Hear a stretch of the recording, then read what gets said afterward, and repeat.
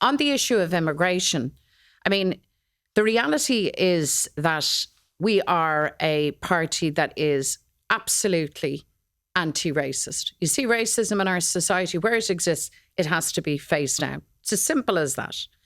On the issue of immigration, it has to be managed correctly. And I know, because I have seen it at first hand, the government make an absolute mess of the situation. They have failed, in my opinion, comprehensively to put dignity, human rights, all of that piece alongside community and communications. And I think they made what was going to be a testing situation anyhow, because change is difficult and, you know, you have to bring people along with you. But by a failure to place community and communications in the middle of the policy approach, they really created situations of great tension that were then seized upon, in my opinion, by a very small and very loud group of people to create confusion and to create division and to create fear. I think a lot of that could have been avoided. So we've said things like IPAS centres.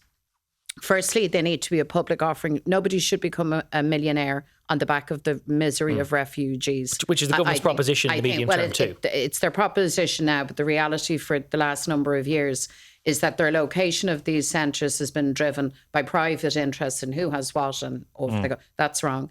But secondly, we shouldn't be bringing in vulnerable cohorts of people that we have to protect and take care of into areas that are stretched and barely getting by. That makes absolutely no sense. There's nothing common sense about that.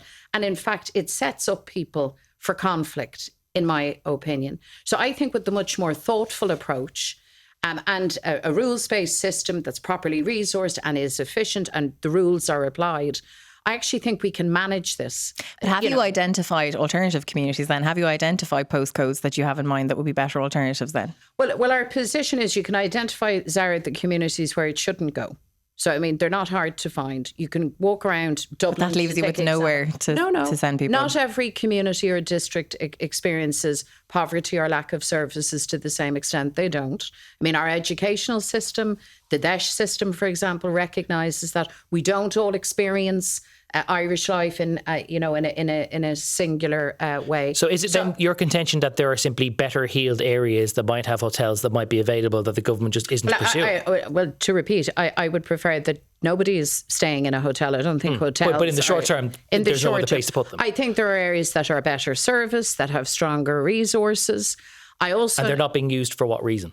Well, you might ask those that have made the decisions. I presume those local hoteliers just aren't interested in that trade. Well, there you go. My critical concern is that you do not place IPAS centres in areas that are literally living hand to mouth. I think that is, apart from anything, basic common sense should tell you that that's not a good move. And where centres are going in, it is also very important that you go in and you engage with the community. I heard a lot, this thing around communities want vetoes. Well, generally speaking, communities want to be communicated with.